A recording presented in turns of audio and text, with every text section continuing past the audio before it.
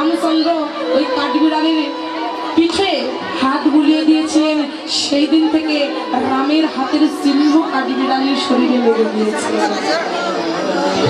এখন প্রশ্নটা হচ্ছে এই কাঠবিড়ালির নামটা কি ছিল, আর এই কাঠবিড়ালি পরের জন্মে কি ছিল, এটা হচ্ছে আপনাদের কাছে জানার বিষয়। রাধে তাই রাধারানী আজকে কাঁদছে আর নয়নের জলে সখীরা ডেকে বলছে, রাধে গো তোর মনটা তো বড়ই বিষণ্ণ, তাই বধূকে যদি পেতে চাস আমরা পারবো না, একবারে তুলসীর চরণ আশ্রয়। তাই শ্রীমতী রাধারানী তুলসীকে গোপনে ডেকে বলছে, তুলসী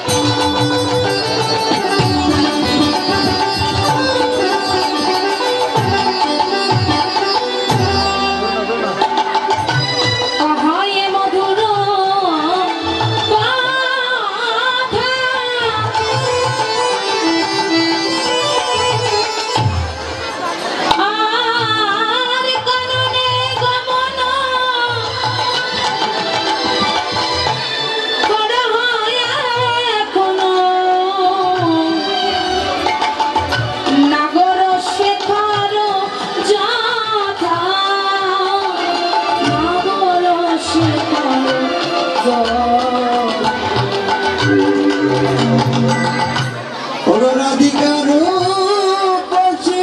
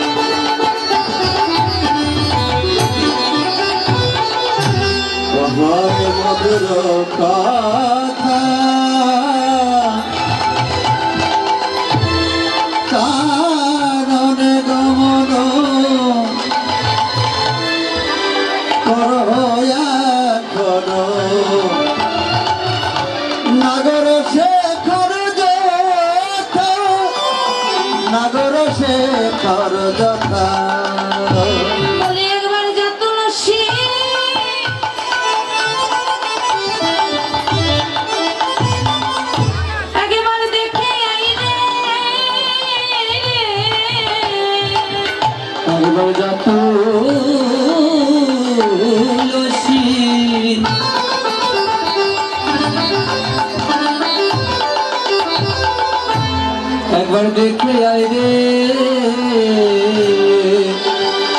আমার পরাণ মধু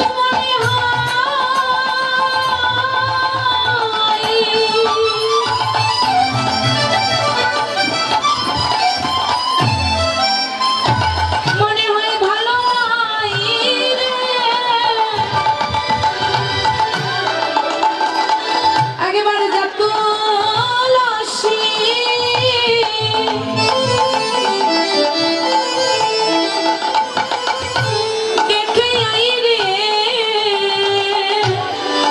পরাণ বধূ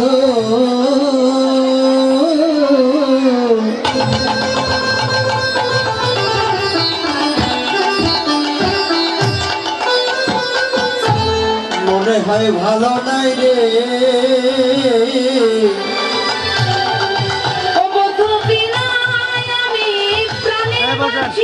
আমার পরাণ বধূ ভালো নাই রে,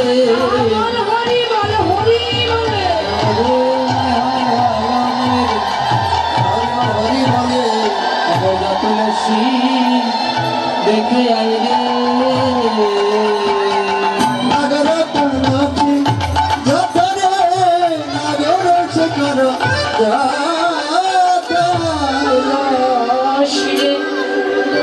ওই পথ দিয়ে যাচ্ছিলেন তুলসী, তুলসীকে ডেকে বলছে, তুলসী আমার বধূ মনে হয় ভালো নাই, তুই একেবারে কৃপা করে করুণা করে আমার বধূ খবর আমাকে একটু দে না রে।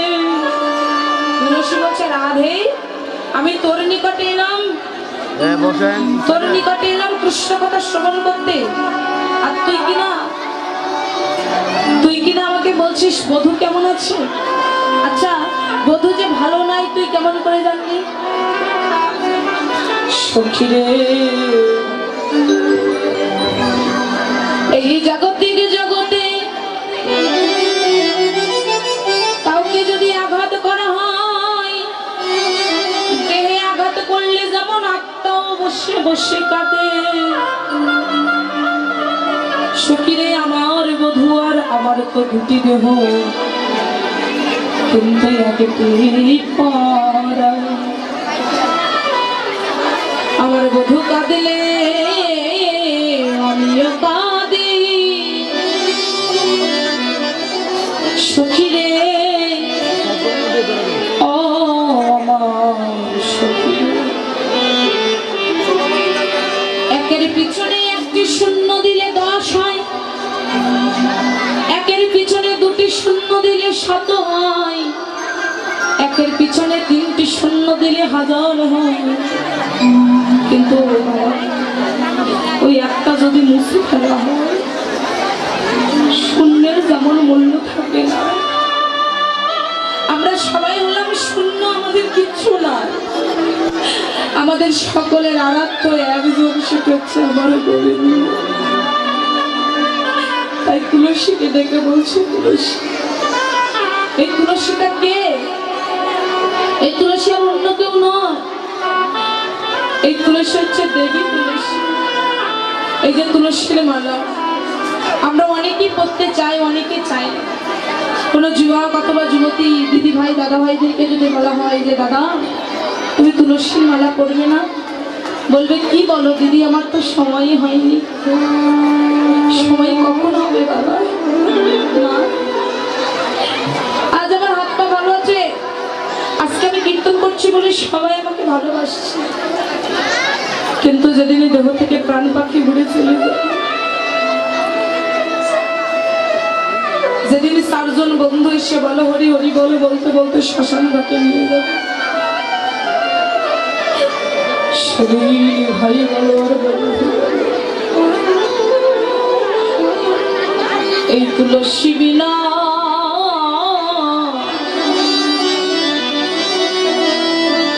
কেউর আপন হবে না। দেখবেন রাস্তার মাঝে কিছু কুকুর ঘুরে বেড়ায়, ওই কুকুরে কেউ যদি আঘাত করে সবাই গরম জল ঢেলে দেয়, কিন্তু ওই কুকুরের কণ্ঠে যদি বেল্ট বাঁধা থাকে কেউ আর মারে না। আপনি কণ্ঠে তুলসীর মালা পড়েছেন বলে আপনার মালিক হচ্ছে শ্রী গোবিন্দ।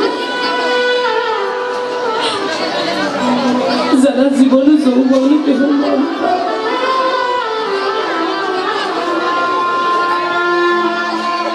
আমার বলতে সকল কিছু গোবিন্দ চরণে আত্মনিবেদন করে, যারা কৃষ্ণ ছাড়া আন বোঝে না, আন জানে না, যারা কৃষ্ণের চরণে সর্বস্ব সঁপে দেয়, যেদিন আপনি মারা যাবে ওই 4 জন বন্ধু এসে বলো হরি হরি বল বলতে বলতে শ্বশুর ঘাটে নিয়ে যাবে।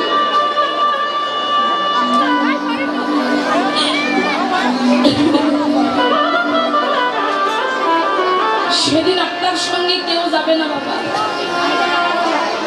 শুধুমাত্র তুলসী যাবে। ভগবান গোলক থেকে ডাকবে তুলসী,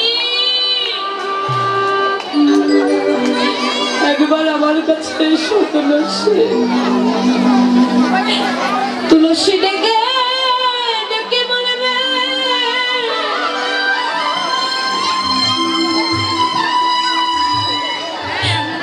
ওগো পরাণ বধূ,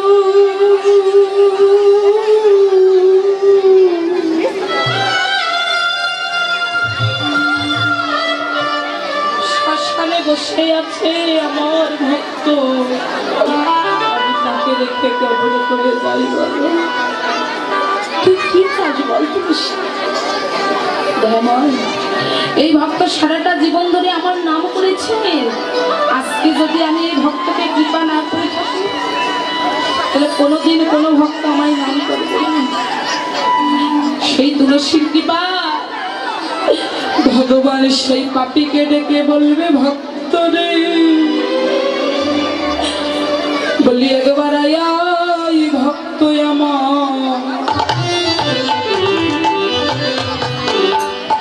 এই হৃদয় আয় হরিব, ও বলি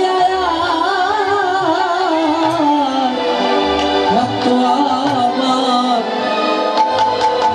হৃদয়ে রে। কত ভাগ্য গুণে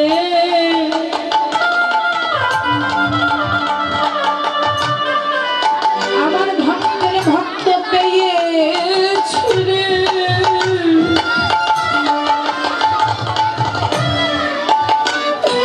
বলি একবার আয় ভক্ত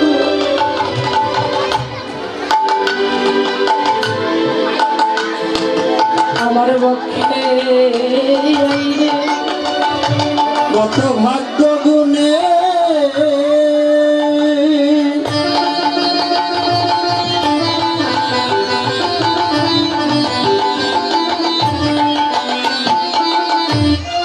আমার সঙ্গ পেয়েছি রে।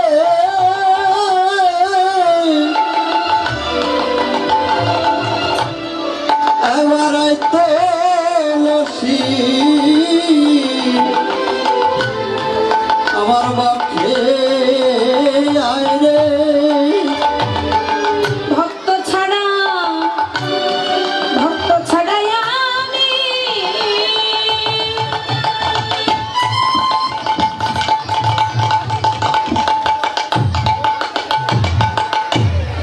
ভক্ত ছাড়াই আমি প্রাণে বাঁচি না।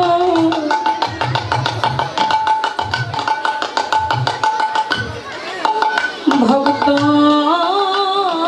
রে,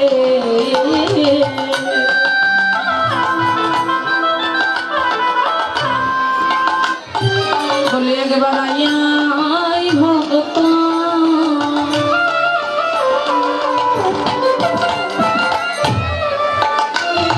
আমার পক্ষে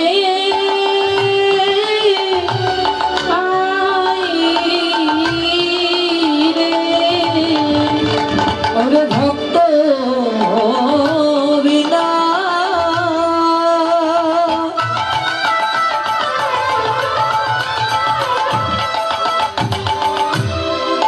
আমি প্রাণে বাঁচি না।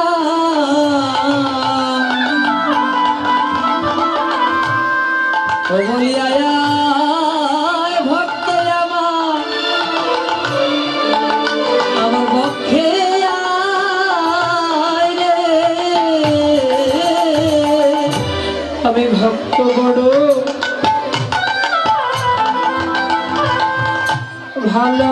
ভালোবাসি। আমি ভক্ত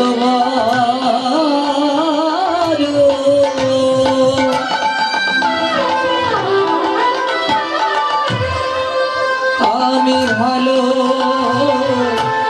বাসি।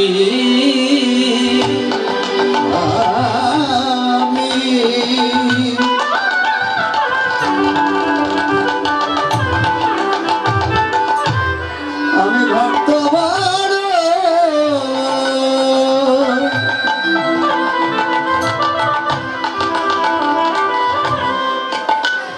আমি বড় ভালো বাসি।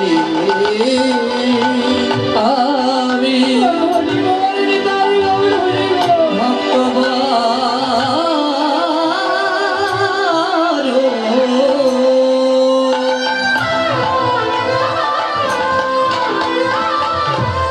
আমি ভালো বাসি।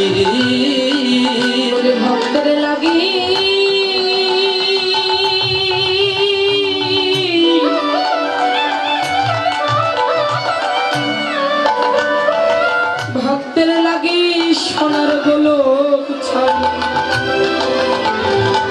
আমি ভক্ত বড়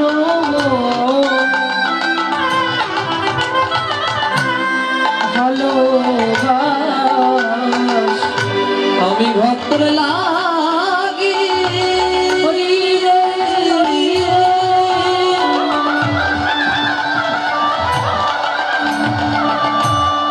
আমি সোনার গোলক সারি আমি ভক্ত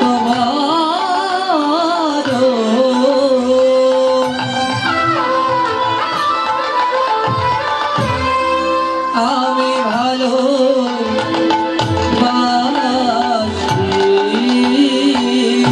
ভক্তের লাগি গোলক সারি একবার বল হরি বল হরি ভক্তের লাগি গোলক সারি হরি বল হরি বলে ভক্তের লাগি গোলক সারি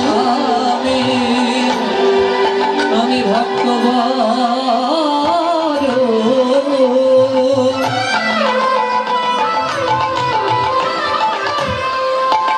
আমি ভালোবাসি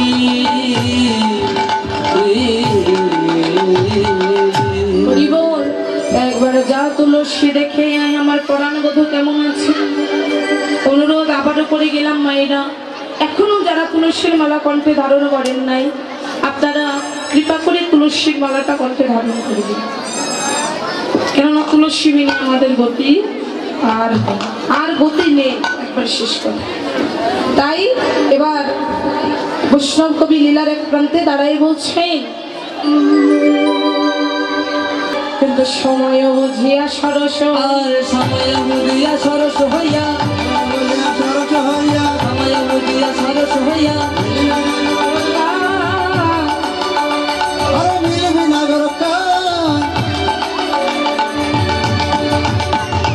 চতুর নিকটে কহাবি কপটে, চতুর নিকটে কহাবি কপটে, ক্রিয়া কোন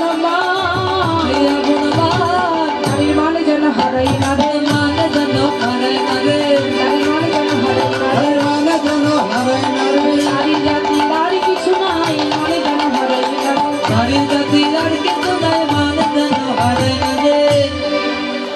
ও তুলসী বলি নারী জাতির আর কিছু নাই, যাবি যার সময় বুঝে যাস। তুলসীকে ডেকে বলল, তুলসী কবি তুলসী, তুলসী কৃষ্ণ প্রিয়সী নম সবাই নাম ধরে নামে। প্রেয়সী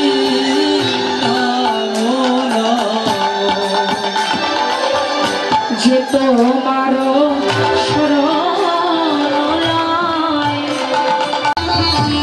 তাহার বান্দা পূর্ণ করে করে তারে বৃন্দাবন বাসী।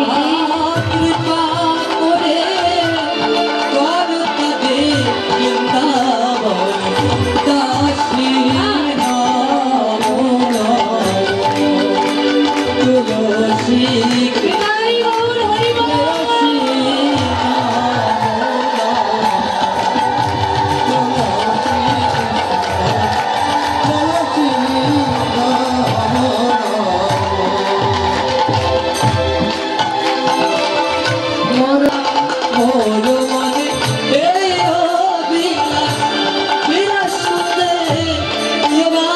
আমি নয়নে হেরিব সদাই ওই যুগল রূপ রাশি।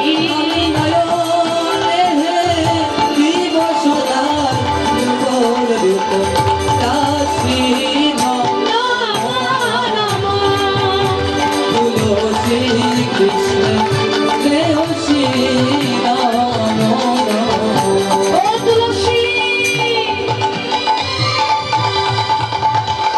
যাবি যাস সময় বুঝে যাস, কেননা অসময়ে গেলে তো আমার পরাণে বধূ রসময় গোবিন্দকে পাওয়া যায় না, পাওয়া যাবে না। যদি পাওয়া যেত, লালন সাই বলে যেত না, সময় গেলে আরে সময় গেলে সাধন হবে না। সময় গেলে সাধন হবে না রে, সময় গেলে সাধন হবে না। বলে দিদি থাকিতে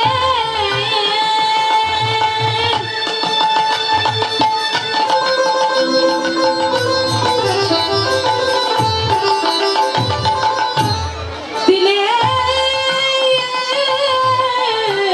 সাধন কেন করলে না, কেন করলে না, সময় গেলে সাধন হবে। কত সুন্দর! দিন থাকিতে দিনের সাধন না, দিনের সাধন কিসের বলুন? দিন না দিন? হ্যাঁ, দিন না দিন? দিন, দিন না বাবা, দিন নয়। দিন থাকিতে দিনের সাধন। ওই তিনটি বস্তুর সাধন না করলে আপনি কখনো কোনো দিনে তারে রাধা গোবিন্দের চরণ পাবেন না। এখন প্রশ্ন হচ্ছে ওই তিনটি বস্তু কি? আপনারা গুরুর কাছে জেনে নেবেন বাবা। আর যদি সব কথা তো সবার সামনে বলা যায় না, আপন ভজন কথা না কহিবা যথা তথা আপনি আপনি হয়ে সাবধান। সব কথা বলা যায় না। মোবাইল নাম্বার নিয়ে যাবেন, নিয়ে যে যার যত প্রশ্ন আছে যদি জেনে থাকি আমি কথা দিচ্ছি ঠকাবো না, আমি সবাইকে উত্তর দিয়ে দেবো। রাধে শ্যাম।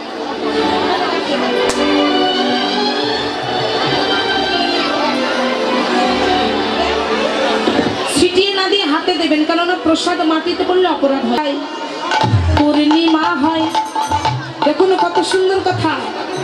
অমাবস্যায় পূর্ণিমা হয়, মহাযোগ সেই দিনের উদয়।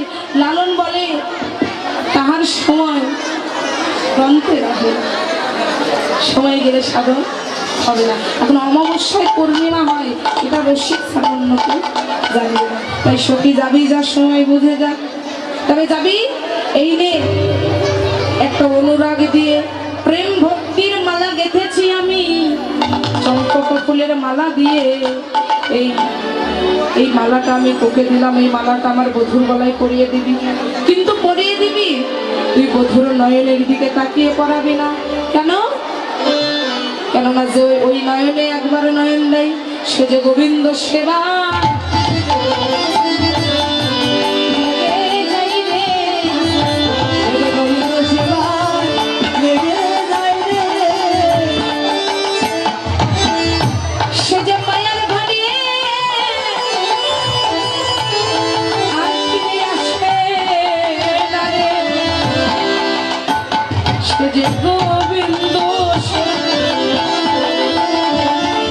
লেগে যাই রে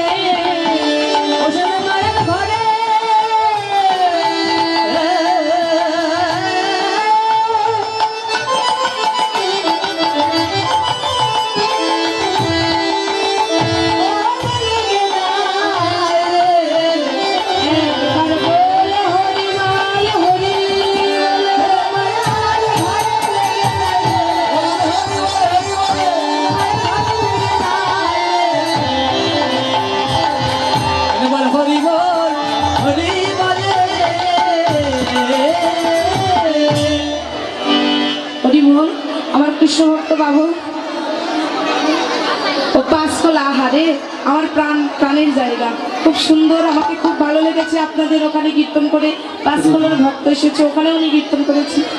আমি বারণ করলাম যে আমাকে সূত্র বোঝা দিয়ে না, আমার কীর্তন ধরা আছে, তারপরেও অনেক ভক্ত এসেছে, অনেক পরিচিত ভক্ত এসেছে, এদিকে এসে মা তারা সবাই এসেছে। আসলে প্রাণের মানুষ না থাক হলে কিন্তু প্রাণের কথা বলা যায় না। আর আত্মীয় কারা? যারা ভাই বন্ধু, এরা আত্মীয় নয়, যাদের সঙ্গে আত্মার সম্পর্ক, তারা হচ্ছে আত্মীয়। বাবা অর্থ দান করেছেন, আপনি আশীর্বাদ করবেন।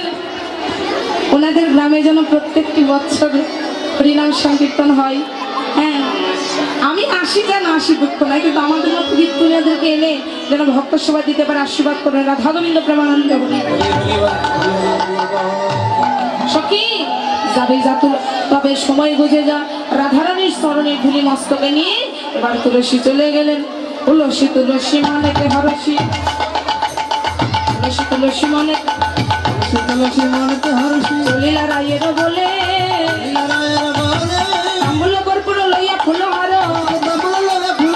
লীলা সরসী কুলে ধনী চতুরি না কর চাতুরি, আবার শপথি তোরে রাধার কুশল জানিয়া সকলি, রাধার কৌশল জানিয়া সকলি, শীতল করহ মরে রে, শীতল করহ মরে। তুলসীকে ডাকছে, তুলসী তুলসী ও তুলসী, তিনবার ডেকেছে, কিন্তু তিনবারে ডাকেও যখন সাড়া দিল না। ও তুলসী, তোকে আমি তিনবারে ডাকলাম, সাড়া দিলি না। তুলসীকে ডেকে বলছে, তুলসী তুই তিনবার, তুলসী গোবিন্দকে বলছে, গোবিন্দ তুমি তিনবার ডেকেছো, সাড়া দিনি বলে অভিমান। ভক্তরা যে তোমায় জন্ম জন্মান্তর ধরে ডাকে, তুমি তো ভক্তদের সাড়া দাও না। তাতে তুলসী ভক্ত যদি ডাকার মতো ডাকে, আমি এক ডাকেই তাকে সাড়া দিয়ে থাকি। হরি বল। তাই এবার বৈষ্ণব কবি লীলার এক প্রান্তে দাঁড়িয়ে বলছে, তুলসী বলবে না রাধার কথা, গিয়ে বলছে, বধূ তুমি সরস্বী কুলে বসে থাকো, সারা জীবন তো ভক্তই তোমাকে ডাকে, আজকে দেখি তুমিও ভক্তকে ডাকো, সারা জীবন ভক্ত তোমাকে ডাকো, বলি সরস্বী কুলে বসে থাকো, হলেও কৃপা হতে পারে সরস্বী কুলে বসে, হলেও কৃপা হতে পারে সরস্বী কুলে বসে থাকো। এবার গোবিন্দ আমার ওই যে রাধারানীর মতো করে একটি চম্পক ফুলের মালা রাধারানীকে দেওয়ার জন্য গেঁথে দিলেন। এবার রাধারানীকে গেঁথে দেওয়ার জন্য দিয়ে এবার তুলসী উল্লাসে চলে এলেন রাধারানীর কাছে। এবার রাধারানীর কাছে যেই না আসছে, আহা, রাধারানীর কাছে এসে তুলসীর কে আসার আগে রাধারানী ললিতাকে ডেকে বলছে, ও ললিতা, আমি যে একটা ভুল করেছি। কেন? কারণ তুলসীকে পাঠিয়ে দিলাম গোবিন্দের কাছে, কিন্তু গোবিন্দের সঙ্গ পেয়ে তুলসী মনে হয় ভুলে গেছে আমার কথা, আমার কি মনোবাসনা পূর্ণ হবে না। এই কথা বলতে বলতে হঠাৎ করে তুলসী এসে উপস্থিত হয়ে গেছে। হাতে যখন দেখছে সে একই ফুলের মালা, তুলসী রে, গোবিন্দ কি আমার মালা গ্রহণ করে নাই? কি বলিস রায়, তোর মালা গ্রহণ করবি না কেন? তোর মালা গ্রহণ করে পুনরায় একই রকম মালা গেঁথে আবার দিয়েছে, তুই যাতে সেই মালাটা নিতে পারিস। তবে সখীরে, রাধারানীকে স্পর্শ করার অধিকার কিন্তু সবার থাকতো না বাবা। রাধারানীকে স্পর্শ করার অধিকার একমাত্র ললিতার বিশাখা সখীর ছিল সবসময়, কিন্তু তাছাড়া সবসময় সবাই পরশ করতে পারত না। এবার ললিতা যেই না রাধারানীর গলায় মালা পরিয়ে দিয়েছেন, ভাবছিলেন মহাভাবীর উদয় হয়ে গেল। মহাভাবের উদয় হয়ে গিয়ে এবার তুলসীকে ডেকে বলছে, তুলসী রে, আমি তো আর বধূ বিনা প্রাণে বাঁচবো না। তা বধূর কাছে যেতে গেলে কি করতে হবে? ঘরে আছে বাঁধেনি শাশুড়ি ননদি, তাদেরকে রেখে কেমন করে যাব? তা তোর আগেকার মানে পূর্বপুরুষ থেকে একটা পরম্পরা চলে আসছে। রাধারানীর মা কৃতিকা দেবী যখন জটিলার হাতে অর্পণ করেছিল, তখন বলেছিল, জটিলা জটিলা, যে আমার বৌমা, আমরা হলাম সূর্য বংশীয়, মানে রাধারানীর পিতা সুভানু, চন্দ্রভানু আর বৃষভানু, তাই না? এরা তিন ভাই ছিলেন সূর্য বংশ, ভানু মানে সূর্যদেব। তা কোনোদিন যদি সূর্য পূজায় যায়, সেই দিন যেন বাধা দিও না, ঠিক আছে? ঠিক আছে কথাটা? এবার তুই সেই কথাটা কাজে লাগাবি তো? এবার ঠিক আছে। এবার শ্রীমতী রাধারানী সখীদের কাছে গিয়ে কাছে গিয়ে ডেকে ডেকে বলছে, মায়ের সামনে গিয়ে, অন্য জায়গায় না, মায়ের সামনে কাঁদছে। বলি কাঁদি কাঁদি রায় নিজ ঘরে যাই, জ্যোতিরা দেখিয়া তাই